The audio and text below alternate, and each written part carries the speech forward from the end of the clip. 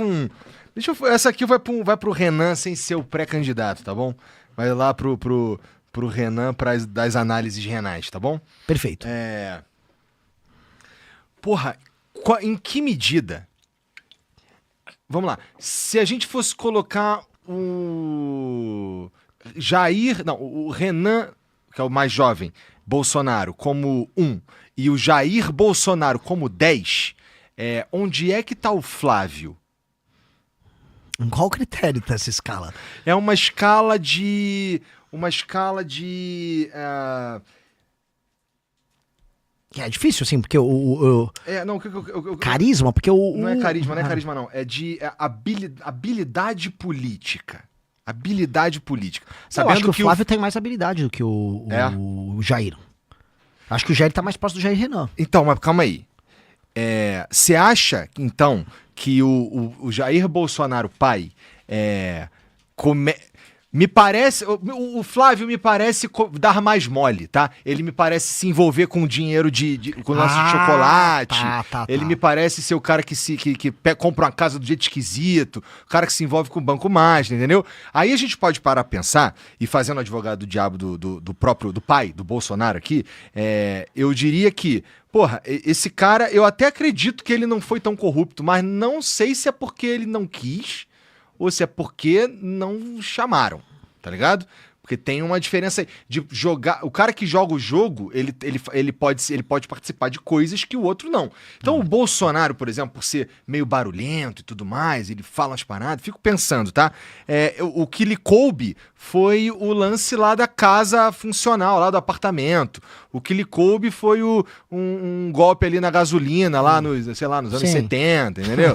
O que lhe coube foi umas paradinhas assim. O Flávio, por ser mais habilidoso, ele se enfiou melhor nesses meios, ele ficou mais... Ele se tornou mais centrão, de certa forma, ou um centrão menos barulhento, a ponto de conseguir estar nessas coisas um pouco maiores, sabe? Porque o que consta contra o Flávio, escândalos ou problemas nesse sentido, maiores do que consta contra Jair Bolsonaro. Talvez o principal problema de Jair Bolsonaro seja a condição da pandemia. Olha, uau! E assim, claro... Gloriosa conceituação. Porque assim, eu também acho que é uma força você não se envolver em escândalos. Na política isso não é considerado uma força. O ato de conversar bem com os outros para você não se dar mal costuma ser visto pela política institucional assim como, pô, esse cara é habilidoso. Uhum. Então, de acordo com a regra geral da política, que não é o que você falou, eu acho que você tá certo, porque é a minha régua essa aí. A régua deles, o Flávio é visto como mais habilidoso. Por quê? Porque ele não foi preso. Por quê? Porque ele é envolvido com o Cláudio Castro, ele é envolvido com esqueci, o Bacelar, TH Joias, é uma galera muito podre. E, cara, ele se segura, ele não perdeu o mandato de senador com o negócio da rachadinha, ele ficou próximo dos caras do STF. Então, nessa régua, ele seria mais habilidoso. Mas eu acho que a carreira dele é muito estreita, ele não pode fazer nada. Ele é um candidato sem graça, ele é um candidato que não vai poder fazer nada se tornar presidente. Eu nem acho que ele ganha pra presidente, na verdade ele não ganha pra presidente. Então eu acho que ele tem um limite que ele pode chegar. Nisso o pai foi melhor, porque o pai... acho que o pai não gastou a energia dele se envolvendo em escândalos. Por mais que o pai também gostasse de dinheiro, gostasse, né, tem as propriedades. Eles todos. O pai também estava envolvido no escândalo da rachadinha. Aconteceu em todos os gabinetes, incluindo o do Jair. Mas eu acho que o Jair não tinha, vamos colocar, assim, hiperfoco em corrupção como o Flávio. O Flávio, ele tinha, assim, o Flávio foi muito focado nisso na carreira dele toda. E isso é uma força do pai. Então, nessa régua do Igor, vou botar a régua do Igor, que eu concordo com ela, aí sim a gente pode fazer o seguinte desenho. O Jair e o Eduardo estão melhores. O Jair Renan, logo que ele, assim, ele nem tinha concorrido a nada, ele já tinha um escritório de lobby que ele estava trabalhando lá em Brasília e já está sendo investigado por isso. Então, assim, ele já começou muito mal. Então, vamos botar o Jair Renan e o Flávio lá no final da escala. O Carluxo, ele tá fora da escala porque ele é biruta, então não conta muito. Biruta. E fica por aí. Tá bom. Agora, vamos botar quem tá melhor do que todos eles? A Michelle. Isso não é interessante, mas a Michelle não seria a gente já fala do Lula, viu, família? A gente já vai pro Lula. Mas a Michelle não seria a família Bolsonaro entregando um capital político para alguém que pode só abandonar o barco? Porque a Michelle Bolsonaro ela não é filha ela é a esposa do Bolsonaro, né? Uhum. Ela carrega o nome Bolsonaro porque ela se casou com ele. Ela pode, vamos dizer que o Flávio Derret tá tanto a ponto de ter que colocar a Michelle, que já teve bolsonarista, inclusive com mensagens vazadas, acho que do Paulo Bilinski, dizendo que preferia que ganhe o Lula, então. Então tem um problema ali de Michelle Bolsonaro, mas vamos dizer que se escolha e ela ganha e ela desembarca. Imagina isso. Opa! Se você está gostando do vídeo, se inscreva no canal, deixa o like, ajude a Tesoura Nacional nessa missão. Cara, eu acho que é isso. Todos os membros da família Bolsonaro têm certeza, incluindo o Jair. Todos têm certeza disso. Eu acho que o Jair já percebeu o que tá rolando. Porque rolou uma coisa muito feia com ele. Ó, eu sou adversário político do Jair Bolsonaro, mas eu sou adversário de frente. Eu falo, sou seu adversário. Eu acho que é o correto a se fazer na vida. Uhum. Não gosto de você, Igor. Não gosto de você, Igor. Pronto. E agora, o Jair foi sendo traído por pessoas que estavam, vamos dizer, nos aspectos mais íntimos da vida dele. Não que ele não tenha feito isso com outras pessoas. Fez isso com o Bebiano, ele fez isso com o Santos Cruz, com aquela Sarah Winter. Um monte de gente que ele larga. Ele usa a pessoa e descarta como se a pessoa fosse... Né? Não vou usar um exemplo nojento, mas assim, ele usa como se fosse uma embalagem de um chocolate, ele come o chocolate e joga fora. Então ele tá pagando um preço disso com as pessoas no entorno, né, no universo mais íntimo dele. E isso está acontecendo com a Michelle. A Michelle passou a desautorizar o que ele e os filhos decidiam em vários lugares. No Ceará aconteceu isso. A Michelle passou a atuar junto com o Nicolas e com, sei lá, Silas Malafaia. Ela é uma operadora política que tem um projeto próprio. E ela, acho que se seduziu pela fama. E ela começou a operar para além do interesse familiar, que inclui os filhos. O Jair, no fim do dia, é um homem primitivo. Ele é um homem muito simples. Nessa simplicidade dele, entre a mulher e a prole, ele vai ficar com a prole. Especialmente que a prole, homem dele, ele é um homem simples. Ele vai pensar, meus filhos homens aqui. Ele é um homem tradicional, rústico, tradicional nesse sentido. E eu nem o recrimino nisso. É uma característica de um homem tradicional. Nesse ponto, ele vai ficar com os filhos e não com ela.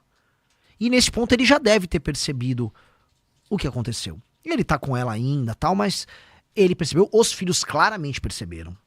Os filhos não gostam da Michelle, e é por isso que eu acho muito difícil, não impossível, mas muito difícil, substituírem o Flávio pela Michelle. Porque seria uma candidatura de alguém que não é um Bolsonaro, com, vamos dizer, muita raiva dos bolsonaristas, e que seria entendida como uma candidatura que foi um golpe interno no Flávio. Hoje, o Eduardo e o Flávio não é que eles estão juntos, assim. O Eduardo quis ser ele o próprio candidato a presidente quando ele foi para os Estados Unidos. Deu tudo errado, pelo amor de Deus, o cara comemorando que o Brasil estava sendo taxado. Mas, no fim, você junta os irmãos contra ela. Então, é bem claro. Você percebe que o Jair tem uma filha com ela. Ela não é colocada como parte da família. Você não vai ver foto do Eduardo, do Carlos, com, essa aqui é a nossa irmã. Claramente tem uma separação dessa nova família. E do ponto de vista político eles não confiam. Então é um grupo que tá muito rachado. Sabe, parece aquele... Já viu? Tipo Game of Thrones. Sabe que a briga palaciana tá tão num nível que a rainha briga com o rei, os príncipes estão se matando. Eles estão nesse Game of Thrones horrível deles. Eles são basicamente assim, a coroa real e a casa real, eles estão permanentemente em crise. E, cara, quando você tem uma família em crise, ela vai ser tomada por outros. Então, quem tá fazendo isso? O Nicolas. O Nicolas tá tentando tomar o bolsonarismo pelas beiradas. Outras pessoas tentaram. O Zema e o Caiado adotaram a seguinte técnica. Isso vai desmoronar. Então, eu vou ficar aqui puxando o saco, porque se cair a casa, tô eu aqui. Galera, eu sou teu amigo, hein? Eu tava aqui o tempo todo. E eu tô avisando assim, galera, isso aqui era uma farsa o tempo todo. Que tal a gente fazer uma coisa séria, igual a gente fez o impeachment da Dilma? É esse o caminho. Eu tô avisando, eu não vou ficar puxando o saco de ninguém, tô avisando que isso aqui ia dar ruim o tempo todo, tô avisando esse eleitor. Vocês fizeram uma escolha errada com os Bolsonaro e agora vocês estão pagando por isso. E o eleitor está percebendo. Eu não vi até agora uma unidade de eleitor empolgado do Flávio. O cara na rua, aqui é Flávio, o Flávio tem um plano. Ele sabe que não. As pessoas amavam o Jair. O eleitor do Jair amava ele. E... Igor, assim, eu tô no chapeuzinho análises renais, tá, né? Não no chapeuzinho Renan pré-candidato. O Flávio, quando as pessoas votaram no Jair Bolsonaro em 2018, muita gente, né, da imprensa votou no ódio, discurso de ódio, o ódio das redes. Não era ódio das redes, as pessoas estavam muito otimistas sobre o Jair. Elas achavam que o Jair ia mudar. As pessoas fizeram um voto baseado numa emoção boa no Jair. E esse é um ponto que ninguém leva em consideração. Eu concordo, eu acho que sim, é até difícil discordar disso, mas também teve uma parcela interessante de antipetismo, não teve? Teve. Mas assim, eles pegaram o eleitor do antipetismo, é que o lance todo é o seguinte, o eleitor antipetista... O cara que votou por antipetismo, ele simpatizou ainda por cima. É mais do que isso, eu vou dar um exemplo. Tá. Eu sou um antipetista por natureza. Tá. Em 1989, eu fui com meu pai no final do Brasileirão, ver o São Paulo e Vasco. Você é vascaíno? Eu sou Mengão. Ah, você é Menga, então tá tudo bem. Tá. Porque a gente é do União do Punho Cruzado, né? Pois bem, o São Paulo perdeu pro Vasco, gol do Sorato na final, e eu fui lá, como hoje um sofredor que é um São Paulino, fui assistir o meu time perder. E o Lula tava lá, fui torcer pro Vasco. Aí meu pai mostrou o Lula, eu xinguei o Lula, mandei o Lula tomar naquele lugar, que eu já, né, enfim. Então minha família sempre foi antipetista. O antipetista nunca teve um candidato antipetista pra votar. Tipo, esse aqui é o meu cara. A gente votava porque a gente tinha medo do PT. Ah, o Fernando Henrique foi um bom presidente. Mas as pessoas vão falar, que é FHC. Nunca existiu isso. Quando vem os anos 2000, aí você tinha que votar assim. Aécio, Alckmin, Serra. Quando o MBL surge, e acho que esse é o grande mérito nosso, a gente falou, cara, você tá cansado de perder. Você tá cansado de ver o Lula ganhar e roubar e nada acontecer, escândalo de mensalão, petrolão. Cara, vamos derrubar esses caras. Vamos parar de perder. Mas vamos derrubar na regra do jogo, vamos fazer as maiores manifestações. E aí esse eleitor começou a ter lava-jato, manifestação. Então esse eleitor que ele tinha uma coisa política negativa, de negação ao PT, ele começou a ficar, vencendo, 2, otimista. Pô, vamos tirar esses ladrões, o Brasil vai melhorar, o Brasil vai dar certo, o Brasil vai porrar. Pô, vamos lá. Então a galera entrou numa vibe otimista.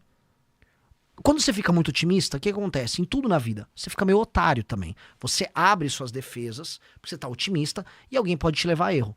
Essa pessoa, quem foi o candidato que pintou nesse processo quando ele tava otimista? Foi o Bolsonaro. A pessoa identificou o Bolsonaro como...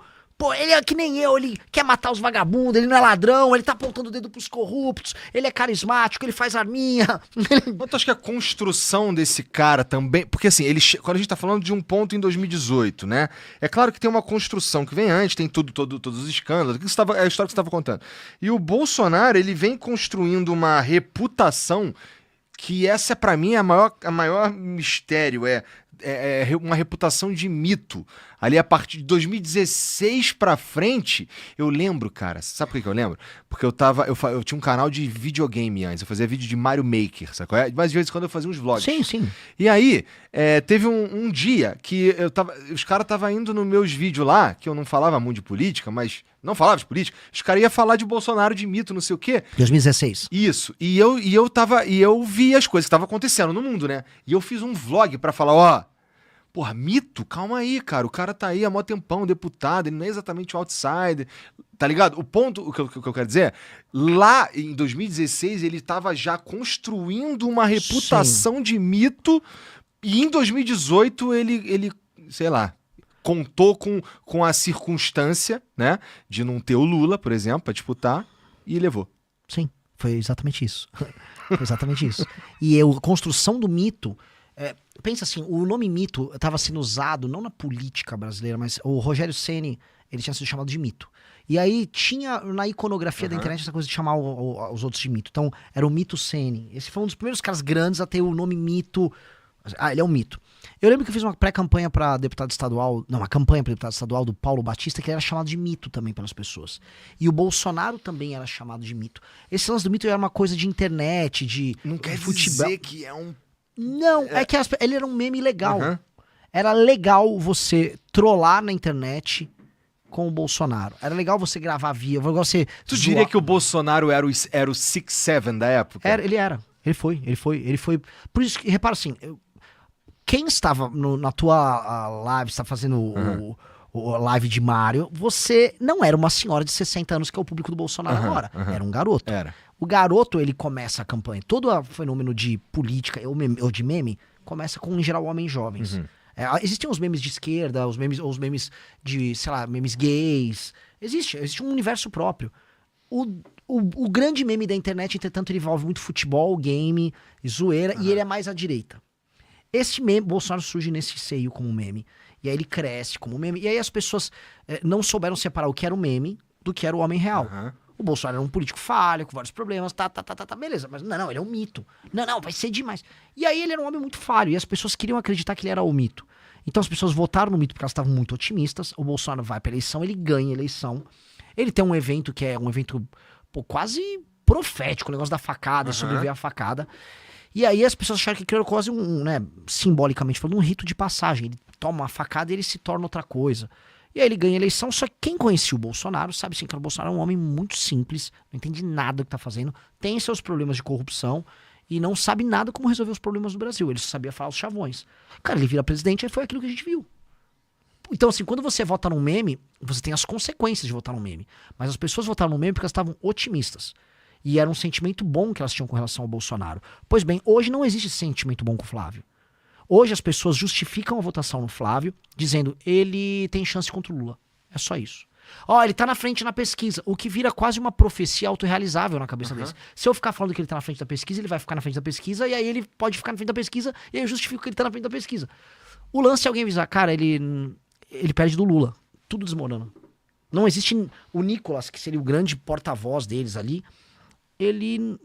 Ontem ele fez um discurso muito ruim defendendo o Flávio, avisando assim, olha lá, o Flávio é o único que tem chance de ganhar do Lula, então temos que ir no Flávio. É bem ruim mesmo, esse argumento é bem ruim mesmo. No mês de março eu faturei cerca de $4.600, totalizando aí deu um pouquinho mais de R$23 mil apenas com a AdSense do meu canal, postando cortes do MBL. E se você tem interesse em criar seu próprio canal de cortes, ajudar no projeto e ainda poder ganhar com isso, é só clicar no primeiro link da descrição desse vídeo, ou então ler o QR Code que tá aparecendo aqui no meio da tela que eu vou te explicar um pouco mais sobre isso.